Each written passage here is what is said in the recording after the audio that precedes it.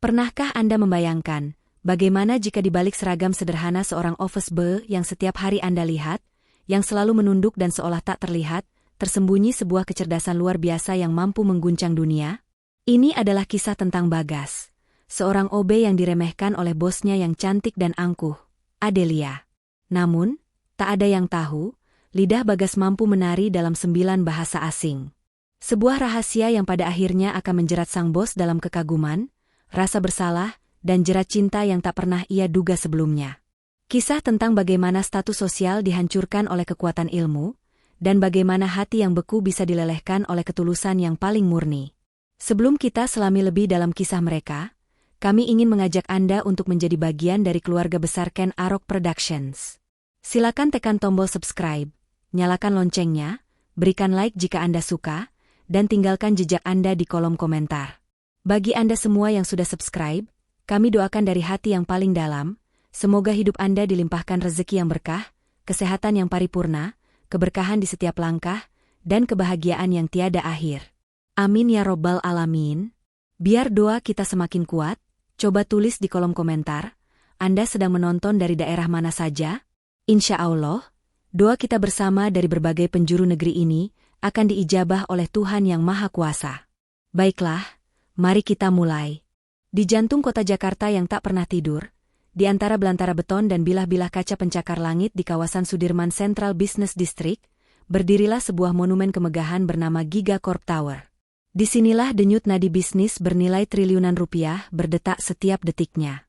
Udaranya dingin oleh pendingin ruangan, lantainya berkilau seperti cermin, dan aroma yang tercium adalah perpaduan antara pembersih lantai beraroma pinus dan parfum mahal para eksekutif. Di tengah hiruk-pikuk ambisi inilah, sesosok bayangan bergerak nyaris tanpa suara. Namanya Bagas Pratama. Mengenakan seragam biru khas petugas kebersihan, ia adalah bagian dari pemandangan yang ada namun seringkali dianggap tiada. Tangannya cekatan, gerakannya efisien. Membersihkan noda kopi di meja pantry, memastikan dispenser air tak pernah kosong, hingga mengelap gagang pintu kaca yang baru saja disentuh puluhan tangan. Bagas adalah hantu baik hati di dalam mesin raksasa Gigacorp. Keberadaannya esensial, namun eksistensinya transparan. Lalu, datanglah sang ratu dari kerajaan kaca ini, Adelia Larasati, CEO Gigacorp Indonesia. Langkah kakinya yang berirama dari sepatu hak tingginya, seolah menjadi genderang perang yang membuat semua karyawan menegakkan punggung mereka. Wajahnya cantik, namun terbingkai oleh arogansi dingin dan tatapan setajam elang yang hanya fokus pada target. Pagi itu, ia berjalan melewati lobi utama, matanya lurus menatap ke depan, pikirannya sudah berada di ruang rapat 30 lantai di atas. Saat melewati Bagas yang sedang merapikan sebuah pot tanaman hias, Adelia bahkan tidak sedikit pun melirik. Bibirnya yang berpoles lipstik mahal itu hanya bergerak sedikit. "Guys, kopi saya. Hitam, tanpa gula. 5 menit di ruangan saya," ucapnya, suaranya tajam dan datar, ditujukan ke arah umum tanpa menunjuk siapapun.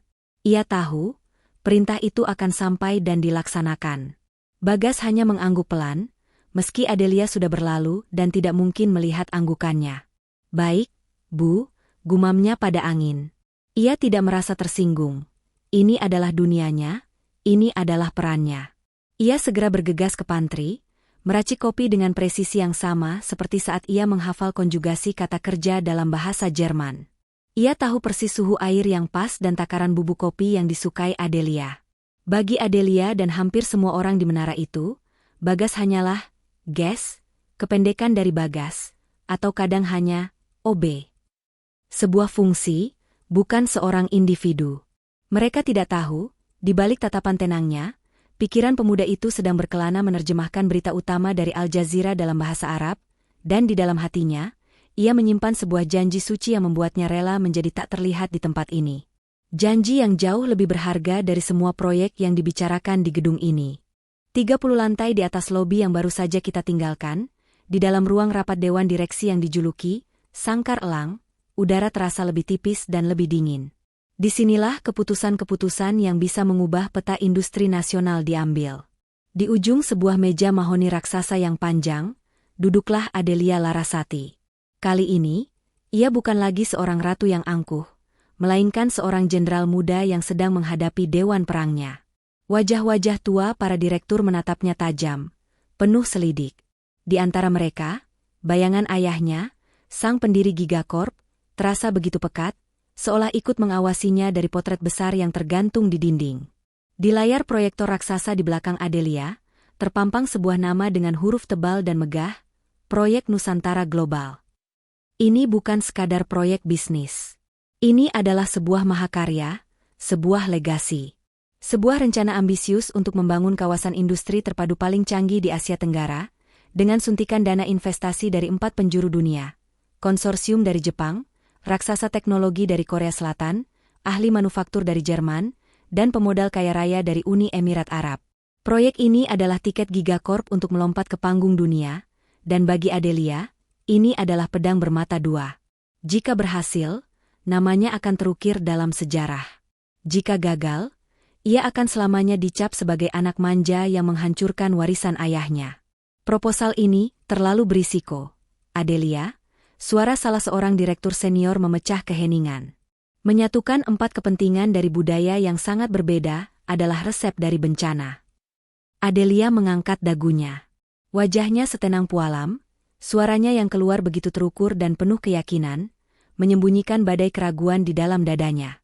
Risiko terbesar adalah dengan tidak mengambil risiko sama sekali, Pak Direktur, jawabnya tegas. Di era globalisasi, kolaborasi adalah kunci. Saya dan tim saya sudah mempersiapkan mitigasi risiko untuk setiap potensi konflik budaya maupun bisnis. Proyek ini akan berjalan. Selama 1 jam berikutnya, Adelia membabat habis setiap keraguan dengan data, dengan grafik, dan dengan visi yang tajam. Ia adalah gambaran sempurna dari seorang pemimpin modern yang brilian. Namun, tak ada yang bisa melihat jemarinya yang sedikit gemetar di bawah meja, atau bagaimana ia menahan napas setiap kali pertanyaan menusuk dilontarkan. Ini adalah pertaruhan terbesarnya. Seluruh karir dan harga dirinya ia letakkan di atas meja mahoni ini. Akhirnya, setelah perdebatan panjang, Dewan Direksi memberikan lampu hijau dengan syarat yang berat. Tidak boleh ada satu kesalahan pun. Adelia sendirian di ruang rapat itu, menatap gemerlap kota Jakarta dari jendela kaca raksasa. Ia merasa seperti berdiri di puncak dunia, sekaligus di tepi jurang. Saat itulah, pintu terbuka pelan. Bagas masuk dengan troli kecilnya untuk membersihkan cangkir-cangkir kopi dan sisa-sisa rapat. Adelia bahkan tidak menoleh, terlalu tenggelam dalam lautan tekanannya. Namun Bagas, dalam diamnya, melihat sesuatu yang tidak dilihat para direktur tadi, sebutir keringat kecil yang mengalir di pelipis sang CEO. Sebuah tanda kerapuhan yang tersembunyi di balik benteng kesempurnaannya. Adelia mengira ia telah memperhitungkan semua variabel. Namun ia lupa, dalam setiap permainan besar, selalu ada faktor X, pion kecil tak terduga yang mampu mengubah seluruh jalannya pertempuran. Dan pion itu baru saja selesai mengelap meja di hadapannya. Beberapa minggu berlalu dalam pusaran persiapan yang melelahkan. Email, panggilan konferensi, dan rapat hingga larut malam menjadi santapan sehari-hari bagi Adelia dan tim intinya. Hari ini adalah langkah pertama yang krusial. Pertemuan pendahuluan dengan perwakilan dari konsorsium Jepang. Tidak ada negosiasi besar, hanya sekadar presentasi awal untuk membangun hubungan baik. Namun bagi Adelia, tidak ada yang namanya pertemuan kecil. Kesempurnaan adalah harga mati. Ruang rapat telah disulap. Bunga segar diatur dengan presisi, dokumen tercetak rapi di map kulit, bahkan pilihan teh hijau Jepang yang disajikan pun telah melalui riset kecil. Semuanya sempurna, kecuali satu hal. Tuan Watanabe, penerjemah senior yang mereka sewa dengan bayaran mahal, terjebak di tengah belitan lalu lintas Jakarta yang tak kenal ampun. Jarum jam terus bergerak, dan para delegasi Jepang sudah duduk dengan tenang, sesekali berbincang satu sama lain dalam bahasa ibu mereka yang terdengar cepat di telinga Adelia. Adelia tersenyum profesional, namun di dalam hatinya, kekesalan mulai memuncak. Rencananya yang tanpa celah ternoda oleh variabel yang paling ia benci, ketidakpastian. Di sudut ruangan, Bagas bergerak dengan sigap, menyajikan teh hijau ke cangkir-cangkir porselen putih. Ia melakukannya dengan gestur yang penuh hormat, sedikit membungkuk, persis seperti yang pernah ia pelajari dari buku tentang etiket bisnis Jepang. Para delegasi itu meliriknya sekilas, mungkin mengapresiasi pelayanannya, sebelum kembali fokus pada dokumen tebal di hadapan mereka. Mereka mulai menunjuk-nunjuk sebuah halaman, dahi mereka sedikit berkerut. Bagas, yang telinganya terlatih menangkap setiap nuansa, mendengar percakapan mereka. "Kore wa chigaimasu ene," ucap salah satunya. "Ini sepertinya tidak cocok." Mereka sedang membahas sebuah grafik data pertumbuhan pasar yang angkanya terasa janggal jika dibandingkan dengan narasi pada paragraf sebelumnya. Sebuah kesalahan ketik yang sangat kecil, namun cukup untuk membuat investor yang teliti menjadi ragu. Adelia, yang melihat gestur mereka, mulai merasa cemas. Ia tidak tahu apa masalahnya. Tepat pada saat itu, Bagas berjalan di belakang kursi Adelia untuk mengisi ulang teko air.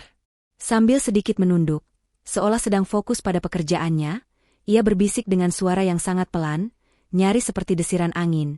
"Maaf mengganggu, Bu." Angka di grafik halaman 21 sepertinya merujuk pada data kuartal ketiga, bukan kuartal keempat seperti yang tertulis di judulnya. Adelia membeku sesaat. Jantungnya serasa berhenti berdetak. Sebuah bisikan dari seorang OB. Sebuah analisis data. Ini tidak masuk akal. Insting pertamanya adalah mengabaikan, bahkan menegur. Namun, kepanikan dan tatapan bingung dari para delegasi Jepang mendorongnya untuk bertindak. Dengan gerakan cepat yang elegan, ia membuka halaman 21. Matanya membelalak. Anak itu benar. Dengan senyum yang dipaksakan, ia segera menginterupsi, "Mohon maaf, tuan-tuan, ada sedikit salah label pada grafik ini sebagai bahan koreksi kita bersama." Krisis kecil itu berhasil dihindari tepat saat Tuan Watanabe tiba dengan napas terengah-engah. Pertemuan pun berlanjut. Namun, pikiran Adelia tidak lagi sepenuhnya di sana. Sesekali ia melirik ke arah Bagas yang kini kembali ke dunianya, mengelap jejak air di meja. Bagaimana mungkin? Pasti hanya kebetulan. Mungkin ia tidak sengaja mendengar tim riset membahasnya kemarin. Ya, pasti hanya itu. Adelia memilih untuk percaya pada logika. Tapi di sudut hatinya yang paling dalam, sebuah benih kecil rasa penasaran telah ditanam. Benih yang tidak ia sadari, akan segera disirami oleh takdir. Saat jam kerja usai, kemegahan Gigacorp Tower mencair di balik punggung Bagas, berganti dengan riuh rendahnya jalanan Jakarta di kala senja. Ia menempuh perjalanan singkat, bukan menuju apartemen mewah, melainkan menyusuri ganggang sempit di kawasan Karet Tengsin, di mana aroma masakan warteg berbaur dengan suara azan maghrib dari kejauhan. Inilah dunia Bagas yang sebenarnya. Sebuah dunia yang kontras 180 derajat dari lantai marmer dan dinding kaca tempat ia menghabiskan harinya. Ia membuka pintu kamar kosnya yang sederhana, sebuah ruangan berukuran 3x4 meter yang menjadi saksi bisu perjuangannya. Tidak ada sofa empuk atau televisi layar datar. Dinding kamarnya justru dipenuhi tempelan kertas berisi aksara Mandarin, deretan huruf Hangul Korea, dan tabel-tabel konjugasi kata kerja dalam bahasa Prancis. Di atas meja belajar kecil, sebuah laptop bekas tergeletak di antara tumpukan buku-buku bahasa yang sebagian sudah usang. Kamar ini bukanlah potret kemiskinan, melainkan sebuah kuil ilmu yang ia bangun sendiri. Bagas menyalakan laptopnya. Wajah lelahnya seketika sirna, digantikan oleh seulas senyum hangat saat sebuah wajah muncul di layar. Wajah seorang gadis remaja yang pucat, terbaring di ranjang rumah sakit, namun dengan sepasang mata yang berbinar cerah. "Mas Bagas," sapanya riang. "Halo, cantik," jawab Bagas, suaranya berubah menjadi penuh kelembutan. "Gimana keadaan jagoan Mas hari ini? Sudah minum obat?" Gadis itu adalah Dina, adiknya. Satu-satunya keluarga yang ia miliki. Mereka bercerita tentang hal-hal ringan. Dina mengeluh bosan dengan makanan rumah sakit. Bagas menanggapinya dengan janji akan membawakannya sate padang saat ia sembuh nanti. Dina menanyakan pekerjaan kakaknya, dan Bagas hanya menjawab sekenanya. Seperti biasa, kantornya besar, orangnya sibuk-sibuk. Kemudian, nada suara Dina sedikit berubah. "Mas, tadi dokter bilang, kalau hasil lab minggu ini bagus, persiapan untuk operasinya bisa segera dimulai." Dada Bagas terasa sesak sesaat. Inilah alasan dari segalanya. Operasi jantung yang dibutuhkan adiknya, yang biayanya sanggup membuat lutut orang biasa menjadi lemas. Bagas menatap wajah adiknya di layar, menyembunyikan segala kecemasan di balik senyumnya yang paling meyakinkan. Itu berita bagus, kan? Kamu nggak usah khawatir soal biaya, ya. Semuanya sudah Mas siapkan. Tugas Dina cuma satu, fokus untuk sembuh. Ingat janji kita? Nanti kita jalan-jalan ke Spanyol, kita ngobrol sama orang di sana pakai bahasa mereka. Setelah panggilan video berakhir, senyum di wajah Bagas perlahan memudar. Ia membuka sebuah file di laptopnya, rincian biaya rumah sakit. Deretan angka nol yang panjang seolah menatapnya dengan tajam, mengejek upahnya sebagai seorang OB. Ia tahu, dengan kemampuannya, ia bisa mendapatkan pekerjaan yang lebih baik. Tapi ia tidak punya waktu untuk melalui proses rekrutmen yang panjang, atau mengumpulkan ijazah yang diminta. Ia butuh pekerjaan apapun secepatnya, pekerjaan yang memberinya pemasukan pasti untuk memulai perjuangannya. Seragam biru yang ia kenakan setiap hari bukanlah tanda ia menyerah. Itu adalah baju zirahnya. Gigacorp Tower bukanlah penjaranya, melainkan medan perangnya. Dan Adelia Larasati, ia belum tahu, bahwa OB yang sering ia remehkan, sedang berjuang dalam pertempuran yang jauh lebih besar dari sekadar memenangkan proyek triliunan rupiah. Pertempuran antara hidup dan mati. Di dalam ekosistem perusahaan yang ganas, setiap cahaya terang akan selalu menciptakan bayangan yang gelap. Dan bayangan dari kesuksesan Adelia yang mulai bersinar bernama Reza Wijoyo. Sebagai manajer pemasaran, Reza adalah antitesis dari Adelia. Jika Adelia memimpin dengan tangan besi dan perfeksionisme yang dingin, Reza memimpin dengan senyum palsu dan jabat tangan yang terlalu erat. Ia adalah seorang penjilat ulung ke atasan dan seorang tiran licik bagi bawahan. Kesuksesan proyek Nusantara Global di tangan Adelia adalah sebuah ancaman langsung bagi ambisinya untuk menjadi bintang utama di Gigacorp. Melihat Adelia mendapatkan semua sorotan, benih-benih iri dengki dalam diri Reza tumbuh menjadi sebuah rencana jahat. Ia tidak bisa menyerang Adelia secara langsung. Wanita itu terlalu cerdas dan posisinya terlalu kuat. Maka, ia memutuskan untuk menyerang fondasi proyeknya, menciptakan keretakan dari bawah. Targetnya, investor dari Jerman yang terkenal paling detail dan tidak kenal kompromi soal data. Reza tahu, jika kepercayaan mereka goyah, seluruh struktur proyek ini bisa runtuh seperti rumah kartu. Suatu malam, lama setelah para karyawan lain pulang, Reza masih berada di kantor. Dengan dalih membantu seorang staf junior bernama Rian untuk menyelesaikan laporan, Reza dengan licik berhasil mendapatkan kata sandi akses komputer Rian. Sebuah tindakan manipulatif yang dibungkus dengan topeng senior yang baik hati. Setelah Rian pulang dengan perasaan berterima kasih, wajah asli Reza pun muncul. Di kesunyian lantai 45, ia masuk ke server utama menggunakan akun Rian. Jari-jarinya menari di atas keyboard, bukan untuk menciptakan, melainkan untuk menghancurkan. Ia menemukan file yang dicarinya, sebuah folder berisi analisis data keuangan dan proyeksi pasar yang secara spesifik telah disiapkan untuk dikirim ke Jerman keesokan harinya. Ia tidak menghapusnya, karena itu akan terlalu kasar. Sebaliknya, ia merusak file tersebut dari dalam, membuatnya korup dan tidak bisa dibuka, lalu dengan sengaja menciptakan jejak digital palsu yang mengarah telak pada Rian sebagai pelaku tunggal. Keesokan paginya, neraka kecil pun pecah. Tim Adelia panik saat file maha penting itu tidak bisa diakses, sementara email dari Jerman sudah menunggu. Divisi IT bergerak cepat dan dalam waktu 1 jam, semua bukti digital menunjuk pada satu nama, Rian. Adelia, dengan wajah mengeras karena marah dan kecewa, memanggil Rian ke ruangannya. Pemuda lugu itu bersumpah mati-matian bahwa ia tidak melakukannya. Namun di hadapan data log akses yang tak terbantahkan, pembelaannya terdengar seperti isak tangis anak kecil. Hari itu juga, Rian diskors tanpa ampun. Karirnya hancur dalam sekejap. Reza menyaksikan drama itu dari mejanya dengan senyum puas yang tersembunyi. Ia bahkan menghampiri Adelia, menepuk bahunya dengan pura-pura bersimpati. Sabar ya, Del. Kesalahan anak baru memang kadang fatal. Jangan khawatir, aku akan bantu carikan solusinya. Rencananya berjalan mulus. Ia telah menciptakan badai untuk menggoyahkan kapal Adelia. Namun, ia tidak menyadari satu hal. Di setiap sudut gedung ini, selalu ada sepasang mata yang melihat dan sepasang telinga yang mendengar. Mata dan telinga milik seseorang yang selama ini, ia anggap tidak lebih dari sehelai debu di lantai.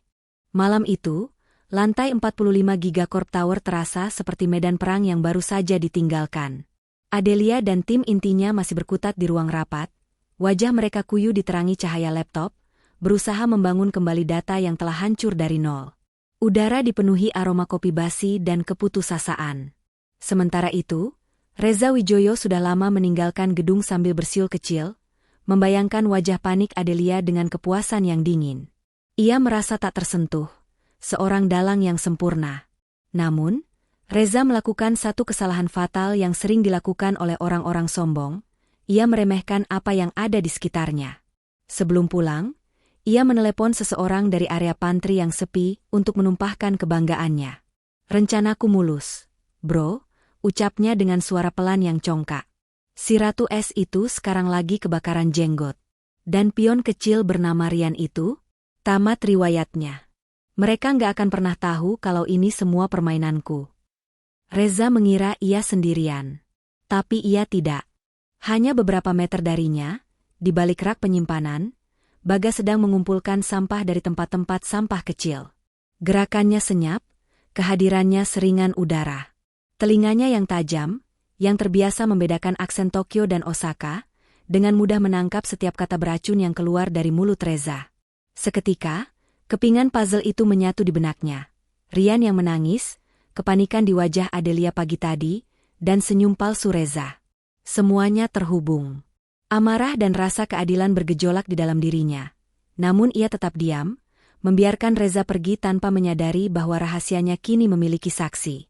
Bagas tahu ia tidak bisa melapor. Siapa yang akan percaya pada kesaksian seorang office boy melawan seorang manajer senior? Itu akan menjadi bunuh diri. Ia harus menemukan bukti, menemukan solusi. Pikirannya bekerja cepat. Ia ingat pernah melihat Reza menggunakan sebuah USB drive pribadi yang mencolok. Seorang yang licik seperti Reza tidak akan menghancurkan data asli sebelum memastikan rencananya berhasil. Pasti ada salinannya. Malam semakin larut. Gedung semakin senyap. Bagas memulai perburuannya yang sunyi. Ia mulai dari ruang kerja Reza. Dengan alasan rutin membersihkan, ia masuk. Matanya memindai setiap sudut. Bukan di laci, itu terlalu jelas. Bukan di tas kerja. Lalu matanya tertuju pada sebuah buku tebal berjilid kulit tentang strategi pemasaran global di rak buku. Sebuah buku yang terlihat terlalu bersih, seolah tak pernah disentuh. Didorong oleh intuisi, Bagas mengambilnya. Dan benar saja. Di antara halaman-halaman yang dilubangi, tersembunyi sebuah USB drive berwarna perak. Tanpa membuang waktu, ia menuju sebuah komputer tua di ruang arsip yang jarang digunakan. Jantungnya berdebar saat ia memasukkan USB itu. Dan di sanalah harta karun itu berada, file analisis investor Jerman yang asli, utuh, tidak rusak sedikitpun. Bagas tidak menyalinnya ke komputernya. Ia mengunggahnya ke sebuah layanan penyimpanan awan, menciptakan sebuah tautan anonim. Ia kemudian menulis tautan itu di selembar kertas memo kuning kecil. Pukul 11 malam, Adelia duduk sendirian di kantornya, memijat pelipisnya yang pening, nyaris menyerah. Tiba-tiba, ia melihat secari kertas kuning terdorong pelan dari bawah celah pintunya. Ia mengerutkan dahi, lalu mengambilnya. Hanya ada satu baris tulisan tangan yang rapi, data yang Anda cari. Dengan tangan sedikit gemetar karena ragu bercampur harapan, ia mengetik tautan itu di browsernya. Dan sedetik kemudian, di layarnya, folder data yang hilang itu terbuka. Lengkap. Sempurna. Rasa lega yang luar biasa membanjirinya, namun segera digantikan oleh sebuah pertanyaan besar yang membuat bulu kuduknya berdiri. Siapa? Siapa pahlawan tanpa nama yang bergerak dalam bayang-bayang di kerajaannya ini? Ingatannya langsung tertuju pada bisikan pelan berbahasa Indonesia di tengah kepanikan rapat delegasi Jepang.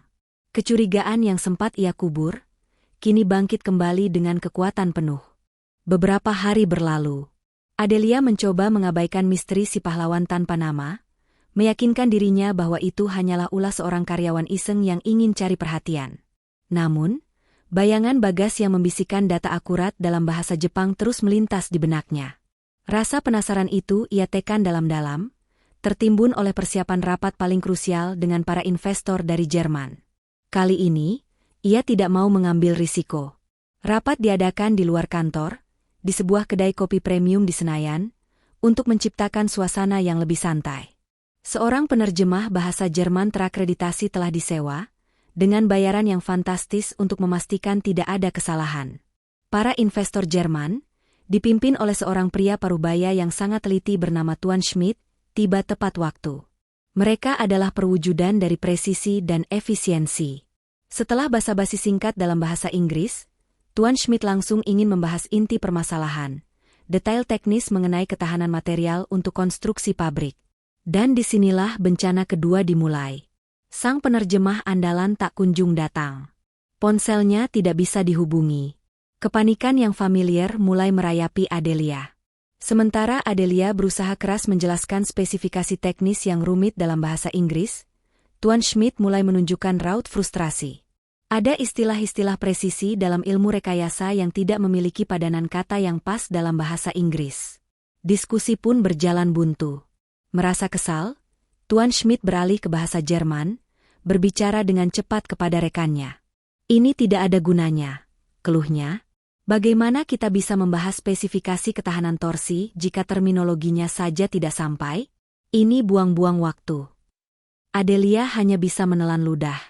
Ia tidak mengerti kalimatnya, tapi ia sangat paham nada merendahkan dan bahasa tubuh yang penuh kekecewaan itu. Ia merasa kecil, tidak kompeten. Wajahnya memerah karena menahan malu. Kesepakatan triliunan rupiah itu terasa seperti pasir yang lepas dari genggamannya. Tepat pada saat itulah, sesosok pemuda berseragam biru tiba di meja mereka. Itu Bagas. Ia dikirim ke sana untuk mengantar satu dokumen penting yang tertinggal di meja Adelia. Ia tiba di tengah suasana paling canggung dan paling tegang. Ia menyerahkan map dokumen itu pada Adelia, dan telinganya menangkap dengan jelas keluhan Tuan Schmidt. Bagas melihat wajah Adelia yang pucat pasi. Ia melihat kesepakatan itu di ambang kehancuran. Dalam satu tarikan napas, ia membuat keputusan yang akan mengubah jalan hidupnya. "Permisi, Bu Adelia.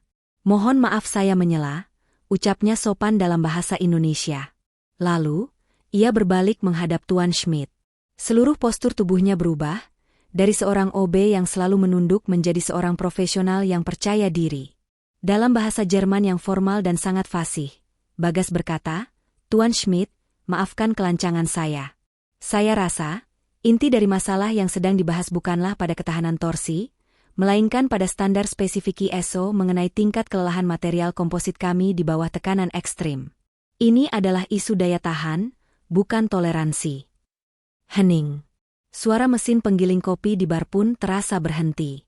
Kedua investor Jerman itu menatap Bagas dengan mulut sedikit terbuka. Mereka tidak hanya kaget mendengar bahasa Jerman yang sempurna, tapi juga oleh pemahamannya yang mendalam pada isu teknis yang mereka perdebatkan. Namun, tatapan yang paling terkejut datang dari Adelia. Ia menatap Bagas, OB yang setiap hari membuatkannya kopi, OB yang selama ini ia anggap tak lebih dari bayangan. Di tengah kedai kopi yang ramai itu, dunianya serasa berhenti berputar. Seluruh asumsi, seluruh status sosial, seluruh tembok yang ia bangun di antara mereka, hancur berkeping-keping dalam sekejap. Pertanyaan di benaknya kini bukan lagi, siapa, melainkan, makhluk apa sebenarnya kamu ini, Bagas Pratama. Pertemuan di kedai kopi itu berakhir dengan hasil yang di luar dugaan. Tuan Schmidt dan rekannya tidak hanya puas, mereka terkesan. Mereka berjabat tangan dengan Adelia, namun tatapan kagum mereka jelas ditujukan pada Bagas, yang dengan cepat kembali memasang topengnya sebagai seorang petugas rendahan yang sopan. Rapat yang nyaris hancur itu berubah menjadi sebuah kesuksesan kecil, berkat intervensi dari orang yang paling tidak terduga. Perjalanan kembali ke Gigacorp Tower adalah perjalanan paling sunyi yang pernah Adelia rasakan. Ia duduk di kursi belakang mobil mewahnya, sementara Bagas, atas perintahnya, duduk di sampingnya, bukan di kursi depan. Posisi yang terasa sangat salah dan canggung. Adelia tidak bersuara, matanya menatap tajam keluar jendela, namun pikirannya berkecamuk 1000 bahasa. Ia melirik Bagas dari sudut matanya. Pemuda itu hanya duduk tenang, menatap gedung-gedung yang berlarian, seolah kejadian luar biasa beberapa saat yang lalu tidak pernah terjadi. Kontras antara kemampuannya yang mengerikan dan sikapnya yang begitu bersahaja, membuat Adelia merasa gila. Begitu pintu lift terbuka di lantai paling atas, Adelia berjalan cepat menuju ruangannya. Masuk, perintahnya pada Bagas. Suaranya dingin dan tak terbantahkan. Setelah Bagas masuk, Adelia menutup dan mengunci pintu kantornya. Sebuah gestur yang menegaskan bahwa apa yang akan terjadi selanjutnya adalah urusan di antara mereka berdua saja. Ia berbalik, melepas blazernya, dan menatap Bagas dengan sorot mata yang menusuk, seolah ingin menguliti setiap lapisan rahasia yang pemuda itu miliki. "Duduk," katanya lagi, menunjuk kursi di depan mejanya. Bagas menurut tanpa kata. Adelia bersandar di mejanya, menyilangkan tangan. "Saya tidak akan bertanya lagi siapa kamu, karena jelas kamu bukan sekadar Bagasi Office B. Pertanyaan saya adalah, apa ini semua? Permainan apa yang sedang kamu mainkan?" Bagas menatap Adelia dengan tenang, tatapan yang sama sekali tidak menunjukkan rasa takut. "Tidak ada permainan, Bu," jawabnya jujur. "Saya suka belajar bahasa. Itu saja. Saya belajar sendiri sejak lama. Saya mohon maaf jika tindakan saya tadi dianggap tidak sopan atau melangkahi wewenang."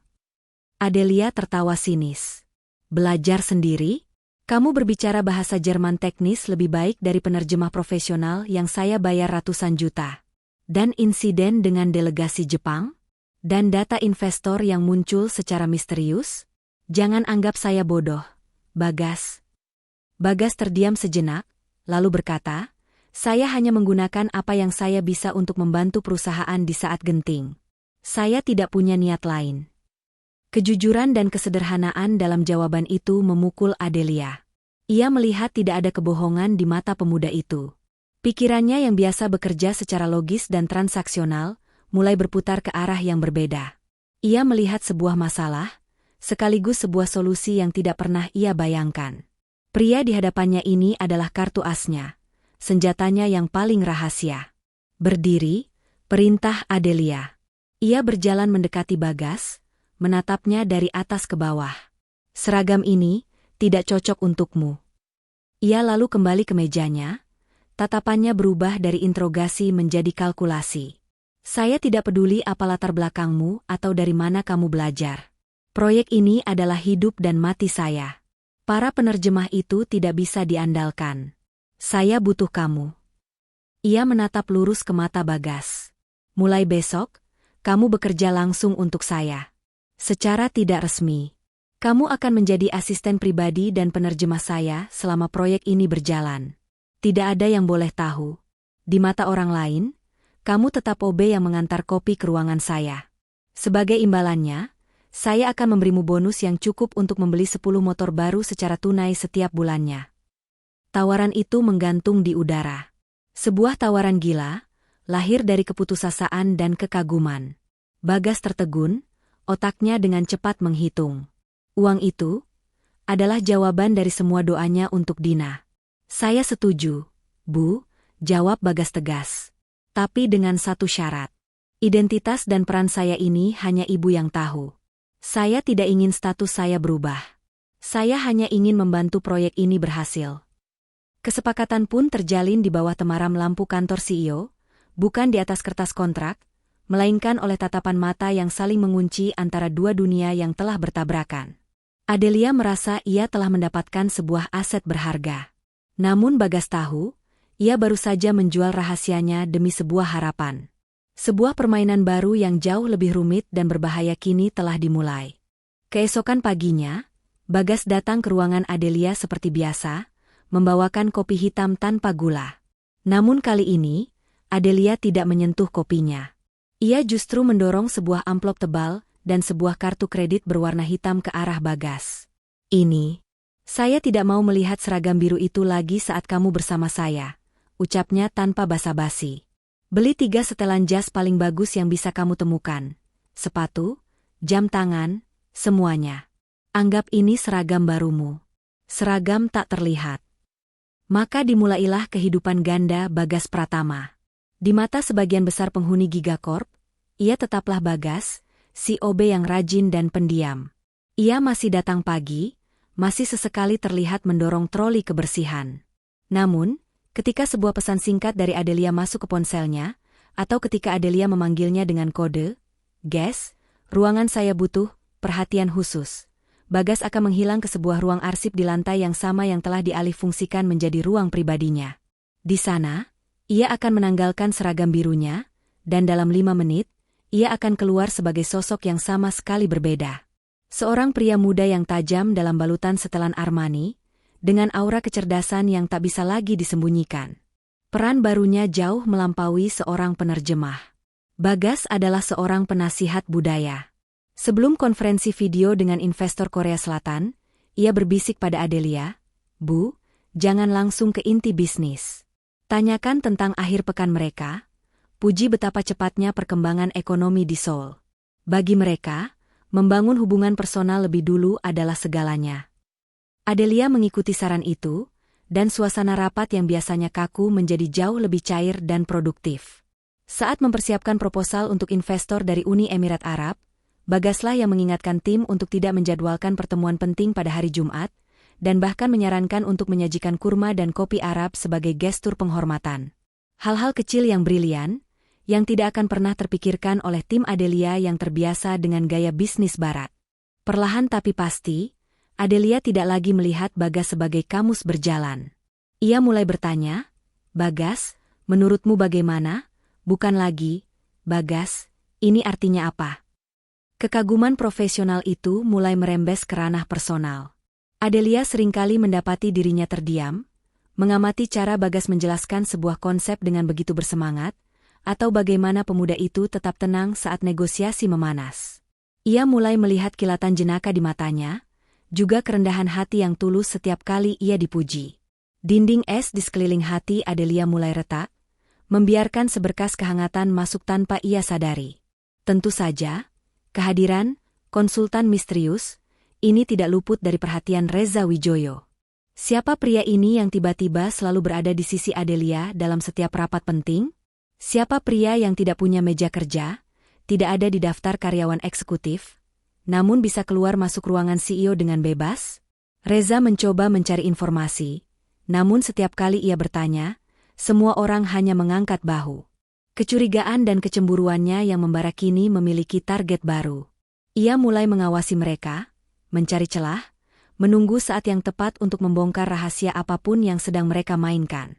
Permainan catur di Gigacorp Tower telah memasuki babak baru. Seorang pion yang tak dianggap, kini telah melintasi papan dan berubah menjadi menteri yang paling kuat. Dan sang ratu, kini harus berjuang untuk tidak jatuh hati padanya. Pekerjaan untuk proyek Nusantara Global semakin intensif. Siang hari adalah milik rapat dan negosiasi, sementara malam hari adalah waktu untuk menyusun strategi dan menganalisis data. Seringkali, hanya ada 2 orang yang tersisa di lantai teratas Gigacorp Tower yang sunyi, Adelia dan Bagas. Gedung yang tadinya riuh kini menjadi milik mereka berdua, ditemani gemerlap lampu kota Jakarta yang membentang seperti lautan bintang di bawah mereka. Suatu malam, saat mereka sedang menelaah ratusan halaman dokumen legal dari Jerman, Adelia akhirnya mencapai batasnya. Ia menghela napas panjang, melempar pulpennya ke atas meja, dan menyandarkan kepalanya di kursi. Wajahnya yang biasa tampak sekeras baja kini, menunjukkan gurat-gurat kelelahan yang nyata. Melihat itu, Bagas berhenti mengetik. "Ibu butuh istirahat," katanya lembut. "Pekerjaan ini tidak bisa menunggu, Gas," jawab Adelia tanpa membuka mata. "Pekerjaan bisa menunggu 15 menit, balas Bagas. Tapi kesehatan ibu tidak. Izinkan saya membuatkan teh hangat. Bukan kopi. Teh jahe buatan saya bisa membuat pikiran lebih jernih." Adelia terdiam, lalu mengangguk pelan. Gestur kecil yang penuh perhatian itu terasa asing sekaligus menenangkan. Sambil menunggu Bagas kembali dari pantry, Adelia menatap siluet pemuda itu dari kejauhan. Ia bukan lagi sekadar aset atau senjata rahasia. Ia telah menjadi rekan seperjuangan, satu-satunya orang di dunia ini yang melihatnya dalam kondisi terlemahnya. Saat mereka duduk berhadapan dengan cangkir teh yang mengepulkan uap wangi, keheningan di antara mereka terasa berbeda. Lebih nyaman. "Kenapa kamu begitu menuntut kesempurnaan?" tanya Bagas tiba-tiba, sebuah pertanyaan yang sangat personal dan berani. Adelia tersenyum tipis, sebuah senyuman yang jarang ia perlihatkan. "Ayahku membangun semua ini dari nol," jawabnya lirih, matanya menatap ke kejauhan. Semua orang mengharapkan aku untuk menjadi sehebat dia, atau bahkan lebih. Setiap hari, aku merasa seperti berjalan di atas bayang-bayang raksasanya. Aku takut, jika aku membuat satu kesalahan kecil saja, aku akan mengecewakannya dan menghancurkan semua yang telah ia bangun. Pengakuan tulus itu membuka sebuah pintu. Untuk pertama kalinya, Bagas melihat sosok perempuan rapuh di balik citra CEO yang dingin. Tekanan itu pasti sangat berat. Balas Bagas penuh empati. Sangat, aku Adelia. Ia lalu balik menatap Bagas. Sekarang gantian. Kenapa kamu melakukan semua ini? Belajar 9 bahasa hanya karena suka? Aku tidak percaya. Bagas tersenyum. Saya punya seorang adik perempuan, Bu. Namanya Dina. Dia adalah dunia saya. Dulu sekali, saya berjanji padanya, suatu hari nanti saya akan mengajaknya keliling dunia. Dan saya pikir, cara terbaik untuk melihat dunia adalah dengan mampu berbicara dengan mereka. Ia tidak menceritakan tentang penyakit adiknya, namun ketulusan dalam ceritanya terasa begitu kuat. Di tengah keheningan malam, di puncak tertinggi Jakarta, dua pasang mata itu saling menatap. Tak ada lagi jabatan, tak ada lagi status sosial. Yang ada hanyalah Adelia, seorang wanita yang memanggul beban warisan, dan Bagas, seorang pria yang berjuang demi sebuah janji. Udara di antara mereka terasa syarat dengan listrik emosional yang tak terucapkan. Adelia bisa melihat kedalaman jiwa di mata Bagas, dan Bagas bisa melihat kehangatan yang tersembunyi di balik tatapan Adelia. Sebuah percikan api telah menyala di antara tumpukan dokumen dan angka-angka. Percikan yang bisa menghangatkan dua hati yang kesepian, atau membakar seluruh rahasia mereka hingga menjadi abu. Dan sayangnya, di sudut gelap gedung itu, ada orang lain yang sedang sibuk mengumpulkan bahan bakar untuk menyulut api itu menjadi kebakaran hebat. Kecurigaan Reza Wijoyo kini telah bermetastasis menjadi sebuah obsesi. Setiap kali ia melihat Adelia dan konsultan misteriusnya, itu berbicara dengan akrab di sudut ruangan, atau melihat bagaimana Adelia menatap pria itu dengan sorot mata yang tak pernah ia berikan pada orang lain, sebuah api cemburu dan amarah membakar dirinya. Ia yakin 100% ada sesuatu yang salah, sebuah skandal yang disembunyikan di depan mata semua orang. Dan ia, Reza, akan menjadi orang yang membongkarnya. Karena penyelidikan internal tidak membuahkan hasil, Reza memutuskan untuk bermain kotor. Ia menyewa jasa seorang detektif swasta rendahan, seorang pria yang biasa menangani kasus perselingkuhan murahan. Modalnya hanya satu, nama lengkap, Bagas Pratama, dan sebuah foto buram yang ia ambil diam-diam menggunakan ponselnya. Perintahnya singkat dan jelas, saya mau tahu semua tentang orang ini. Latar belakangnya, keluarganya, pendidikannya, sampai ke akar-akarnya. Jangan ada yang terlewat. Hanya butuh beberapa hari bagi sang detektif untuk kembali dengan sebuah map coklat tipis. Reza menerimanya di lobi sebuah hotel, jauh dari mata-mata kantor. Dengan jantung berdebar karena antisipasi, ia membuka map itu. Lembar pertama adalah foto kamar kos Bagas yang sempit dan kumuh. Reza tersenyum sinis. Lembar kedua adalah salinan ijazah SMA Bagas. Hanya SMA. Tidak ada gelar sarjana, apalagi dari luar negeri. Senyum Reza semakin lebar. Lembar ketiga adalah data kepegawaian Bagas di Gigacorp, yang dicuri oleh sang detektif dari oknum personalia. Di sana tertulis dengan jelas jabatannya, petugas kebersihan. Inilah bomnya. Konsultan jenius yang dipuja-puja Adelia ternyata hanyalah seorang OB. Namun, halaman terakhirlah yang menjadi paku di peti mati rahasia mereka. Data keluarga. Yatim piatu. Satu-satunya kerabat yang masih hidup, seorang adik perempuan bernama Dina Pratama. Dan di bawah nama itu, ada sebuah catatan kecil. Pasien penderita kelainan katup jantung, sedang dalam perawatan intensif dan menunggu jadwal operasi besar. Di titik ini, orang normal mungkin akan merasakan sedikit iba. Tapi Reza tidak. Matanya justru berbinar penuh kemenangan. Ia tidak melihat ini sebagai kisah perjuangan seorang kakak. Ia melihatnya sebagai sebuah motif, sebuah kelemahan, sebuah senjata pamungkas. Semua kepingan puzzle kini menyatu dalam benaknya yang licik. Ah, jadi ini permainannya, gumam Reza pada dirinya sendiri. Si OB butuh uang untuk pengobatan adiknya, dan si Ratu Es butuh boneka pintar yang bisa ia kendalikan. Hubungan simbiosis mutualisme yang sungguh manis dan menjijikkan. Reza kini memegang semua kartu di tangannya. Ia tidak akan menggunakan informasi ini sekarang. Tidak. Itu terlalu remeh. Ia akan menyimpannya untuk momen yang paling tepat. Momen yang paling krusial, di mana ia bisa meledakkannya di tengah panggung utama. Ia akan menghancurkan Bagas, mempermalukan Adelia, dan menggagalkan proyek Nusantara Global dalam satu serangan telak di hadapan semua investor. Reza menutup map itu dengan senyum seekor predator yang telah mengunci mangsanya. Ia memegang kebenaran, namun ia akan membungkusnya dengan narasi fitnah yang paling keji. Panggung untuk drama kehancuran mereka telah ia siapkan. Dan ia sudah tidak sabar untuk menjadi bintang utamanya. Inilah hari penentuan. Ruang rapat utama Gigacorp Tower telah disulap menjadi sebuah panggung diplomasi bisnis tingkat tinggi. Seluruh perwakilan utama dari konsorsium Jepang, Korea Selatan, Jerman, dan Uni Emirat Arab duduk mengelilingi meja raksasa. Di udara, tergantung harapan, ambisi, dan uang senilai triliunan rupiah. Di depan, Adelia Larasati berdiri dengan penuh wibawa, memimpin presentasi dengan brilian. Di sisinya, berdiri Bagas, bukan lagi di belakang, tapi sejajar.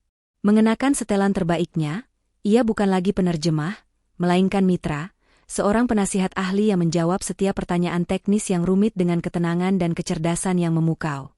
Mereka adalah tim yang sempurna. Sinergi di antara mereka begitu kuat, membuat para investor mengangguk-angguk kagum. Kesepakatan itu sudah di depan mata.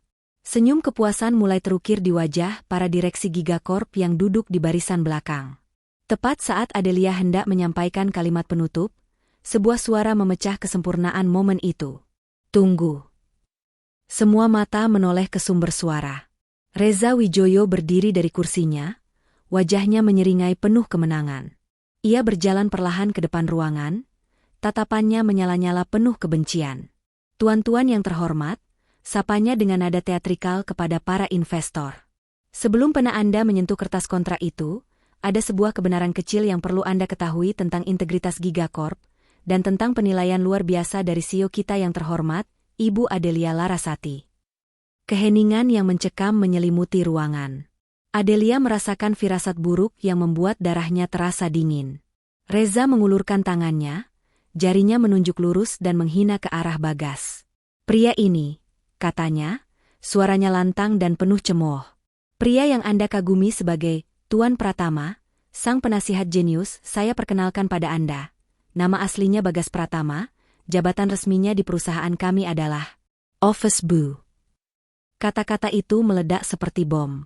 Reza melemparkan sebuah map ke tengah meja. Di dalam situ ada semua buktinya. Salinan kontrak kerjanya sebagai petugas kebersihan, ijazah terakhirnya yang hanya SMA. Anda semua, para pebisnis terhormat dari seluruh dunia, telah dibohongi mentah-mentah oleh seorang pesuruh. Suara gumaman kaget dan tak percaya langsung terdengar dari meja investor. Mereka saling berpandangan, wajah mereka yang tadinya ramah kini berubah menjadi keras dan penuh selidik. Reza belum selesai. Ia membalikkan badannya ke arah Adelia yang berdiri mematung dengan wajah pucat pasi. Dan Anda, Adelia, lanjutnya dengan nada sadis. Melakukan penipuan korporat sebesar ini? Apa alasan Anda? Apakah karena Anda punya hubungan khusus dengan OB ini? Ataukah Anda begitu keji memanfaatkan keputusasaannya karena ia mati-matian butuh uang untuk membiayai operasi jantung adiknya yang sekarat? Tuduhan terakhir itu adalah tikaman paling kejam. Bagas tersentak seolah baru saja dihantam palu godam. Rahasia terbesarnya, perjuangan sucinya untuk Dina, kini diobral murah dan dijadikan senjata fitnah di depan semua orang. Dalam sekejap, ruang rapat itu berubah menjadi arena pengadilan. Tuduhan Reza yang beracun menggantung di udara, lebih tajam dari pedang. Adelia terpojok, Bagas terhina, dan proyek triliunan rupiah itu kini retak, siap hancur berkeping-keping. Seluruh dunia mereka seakan runtuh dalam hitungan detik. Semua mata kini tertuju pada mereka, menunggu. Di tengah reruntuhan reputasinya, Adelia menatap Bagas. Ia melihat pemuda itu tersentak, terluka oleh serangan keji Reza yang menyeret nama adiknya. Sesuatu di dalam diri Adelia patah, bukan karena takut, tapi karena amarah yang membara. Ia tidak akan membiarkan Reza menang. Ia tidak akan mengorbankan Bagas untuk menyelamatkan dirinya. Ia baru saja akan melangkah maju untuk membela Bagas saat pemuda itu dengan lembut mengangkat tangannya, sebuah gestur yang memintanya untuk diam. Kemudian, Bagas melangkah maju. Seluruh rasa takut dan keraguan di wajahnya telah lenyap, digantikan oleh ketenangan yang menakutkan. Ia tidak menatap Reza. Ia menatap langsung ke mata para investor. Ia pertama-tama menoleh pada delegasi Jerman. Dalam bahasa Jerman yang sempurna dan tegas, ia berkata, "Tuan Schmidt, apa yang dikatakan Tuan Reza memang benar. Saya pernah membersihkan lantai di gedung ini. Tapi apakah noda di lantai lebih penting daripada kesalahan angka dalam sebuah proposal? Nilai seseorang tidak terletak pada seragam yang ia kenakan, melainkan pada integritas dan kemampuan otaknya. Dan otak saya mengatakan, proyek ini adalah investasi paling solid yang akan Anda buat tahun ini." Ia lalu berbalik ke arah delegasi Jepang dan membungkuk dalam-dalam. "Watanabe sama," ucapnya dalam bahasa Jepang yang sopan. "Di negara Anda, ada filosofi kehormatan Bushido. Izinkan saya bertanya, manakah yang lebih tidak terhormat? Seorang petugas kebersihan yang bekerja keras dan jujur? Ataukah seorang manajer yang mencoba menjatuhkan rekan kerjanya sendiri, demi ambisi pribadi dan merusak nama baik perusahaannya di mata tamu terhormat?" Selanjutnya, ia menatap perwakilan dari Korea Selatan. Dalam bahasa Korea yang penuh semangat, ia berkata, "Para direktur sekalian, saya memang tidak punya gelar dari universitas ternama. Tapi saya punya sesuatu yang lebih penting, semangat juang. Saya mempelajari setiap detail proyek ini karena saya percaya padanya. Ibu Adelia tidak menipu Anda. Beliau justru menunjukkan kepemimpinan sejati, kemampuan untuk melihat potensi di tempat yang tidak dilihat oleh siapapun." Terakhir, ia menghadap investor dari Uni Emirat Arab. Dalam bahasa Arab yang fasih, ia menutup, "Tuan-tuan yang terhormat, Tuhan menciptakan manusia setara. Hanya amal dan perbuatannya yang membedakan. Proyek ini adalah amal kita bersama untuk masa depan. Jangan biarkan fitnah merusak niat baik kita." Ruangan itu hening seketika. Para investor tidak lagi menatap dengan curiga, melainkan dengan kekaguman yang tak terhingga. Mereka baru saja menyaksikan bukan sekadar pembelaan diri, melainkan sebuah demonstrasi kecerdasan, karakter, dan semangat yang luar biasa. Melihat keberanian Bagas, Adelia merasakan gelombang kekuatan baru. Ia melangkah maju dan berdiri di samping Bagas. Bahu mereka nyaris bersentuhan. Suaranya lantang dan jernih, tanpa sedikit pun keraguan. "Tuan-tuan," katanya, "saya tidak akan meminta maaf karena telah memberikan yang terbaik untuk proyek ini. Dan yang terbaik itu adalah Bagas Pratama. Kebenaran telah terungkap. Benar, ia adalah staf kebersihan kami. Dan itu justru membuktikan poin saya. Gigacorp adalah tempat di mana talenta dihargai, tidak peduli dari mana ia berasal. Jika Anda masih meragukan penilaian saya, jika Anda lebih percaya pada jabatan daripada hasil kerja nyata, maka pintu keluar ada di sebelah sana. Ancaman itu, pertaruhan, semua atau tidak sama sekali, itu, menggantung di udara." Di hadapan para investor, kini tidak lagi berdiri seorang CEO yang panik dan seorang OB yang terhina. Di hadapan mereka berdiri dua singa, bahu-membahu, siap bertarung. Reza, yang beberapa menit lalu merasa di puncak dunia, kini hanya bisa menatap nanar, tidak percaya bagaimana serangannya yang sempurna bisa dibalikan dengan begitu telak. Keheningan setelah ultimatum Adelia terasa begitu pekat. Nasib proyek triliunan rupiah itu kini bergantung pada satu keputusan. Reza menahan napas, masih berharap para investor akan melihat ini sebagai sebuah skandal. Lalu, Tuan Schmidt dari Jerman berdiri. Ia merapikan jasnya, dan bukannya berjalan ke arah pintu keluar, ia justru berjalan ke arah Adelia dan Bagas. Ia mengulurkan tangannya pada Bagas.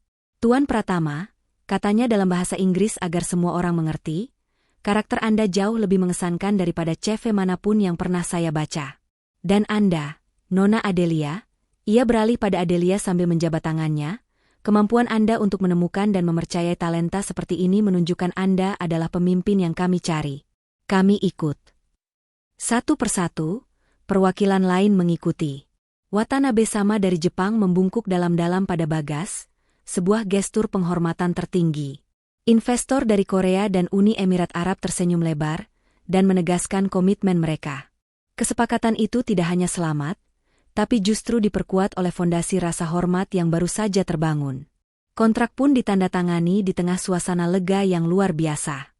Sementara Adelia dan Bagas menerima ucapan selamat, nasib Reza Wijoyo diputuskan dalam bisikan dingin. Salah seorang direktur senior Gigacorp menghampirinya yang masih berdiri mematung karena syok. "Reza," ucapnya pelan namun mematikan. "Bersihkan mejamu malam ini. Mulai besok, kartu aksesmu tidak akan berfungsi lagi." Tak ada perdebatan. Tak ada pembelaan. Permainannya telah berakhir. Ia pun berjalan keluar dari ruangan itu sebagai pecundang, ditelan oleh bayangannya sendiri. Malamnya, setelah semua perayaan kecil usai dan kantor kembali senyap, Adelia mengajak Bagas ke satu tempat, atap gedung Gigacorp.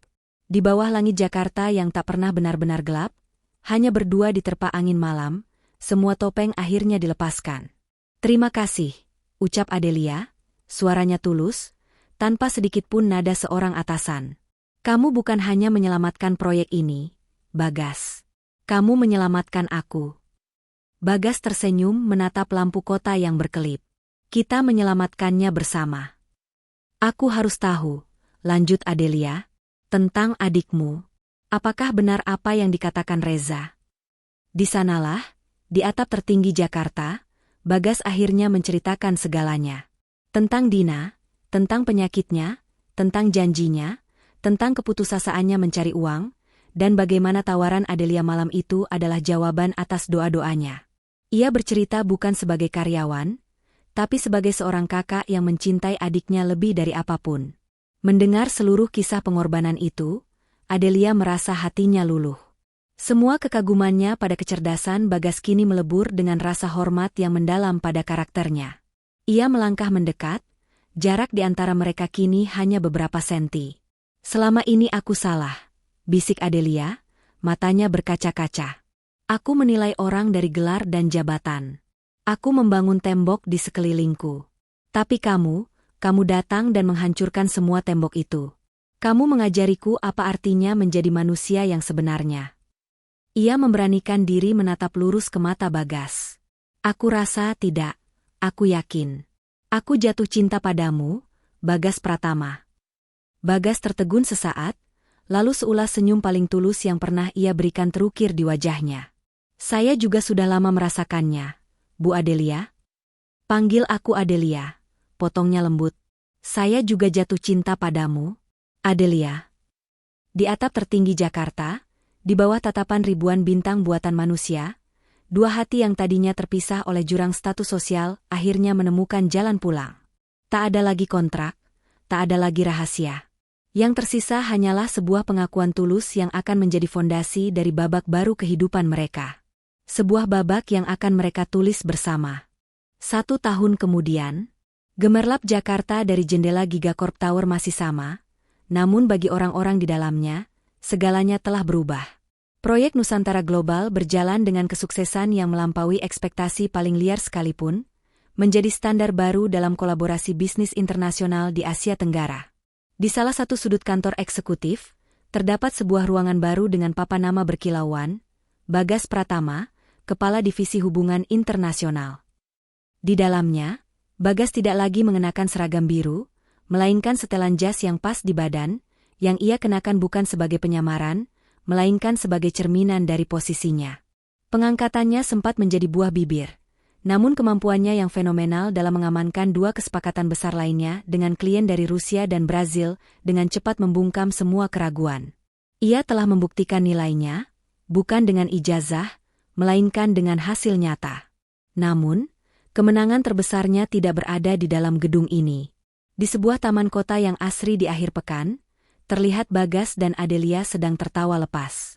Di antara mereka, berlarian seorang gadis remaja yang ceria dan penuh energi, mengejar kupu-kupu. Itulah Dina. Operasinya telah berhasil dengan sukses beberapa bulan yang lalu. Wajahnya tidak lagi pucat, dan napasnya tidak lagi berat. Ia sehat, bahagia, dan kini memandang Adelia bukan sebagai bos kakaknya, melainkan sebagai calon kakak ipar yang ia sayangi. "Mbak Adelia, lihat deh. Mas Bagas kalau senyum-senyum sendiri gitu aneh ya," goda Dina, yang disambut cubitan gemas di pipi oleh Adelia. Malam harinya, kembali di puncak Gigacorp Tower, Bagas dan Adelia berdiri berdampingan di depan jendela raksasa, menatap pemandangan yang sama di mana pengakuan hati mereka dulu terucap. Tangan mereka kini saling bertautan, hangat dan erat. "Dulu, aku melihat semua ini sebagai beban warisan," bisik Adelia, menyandarkan kepalanya di bahu Bagas. "Sekarang, aku melihatnya sebagai kesempatan tanpa batas. Karena sekarang kita melihatnya bersama," balas Bagas lembut. Ia lalu tersenyum. "Jadi, Adelia Larasati, kapan kita akan menepati janjiku pada Dina untuk memulai perjalanan keliling dunia kita dari Spanyol?" Adelia tertawa, sebuah tawa lepas yang kini menjadi musik terindah di telinga Bagas. "Secepatnya," jawabnya. "Tapi kali ini, biar aku yang bayar tiketnya." Kisah mereka mengajarkan kita sesuatu yang sangat berharga. Bahwa nilai seorang manusia tidak pernah ditentukan oleh seragam yang ia pakai atau jabatan yang ia sandang. Kecerdasan, ketulusan, dan keberanian hati adalah aset yang paling tak ternilai. Dan cinta sejati adalah bahasa universal yang mampu meruntuhkan tembok setinggi apapun. Karena di panggung kehidupan, peran yang paling penting bukanlah yang tertulis di kartu nama, melainkan yang terukir abadi di dalam hati. Terima kasih telah menemani perjalanan Bagas dan Adelia dari awal hingga akhir di channel Ken Arok Productions. Kisah mereka telah selesai, namun masih banyak kisah-kisah luar biasa lainnya yang menanti untuk diceritakan. Jika Anda menyukai cerita ini, jangan lupa tinggalkan jejak cinta Anda dengan menekan tombol like, bagikan kebahagiaan ini kepada teman-teman Anda, dan tentu saja, pastikan Anda sudah subscribe agar tidak ketinggalan karya kami selanjutnya. Sampai jumpa di cerita berikutnya. Tetaplah percaya pada keajaiban di tempat yang tak terduga.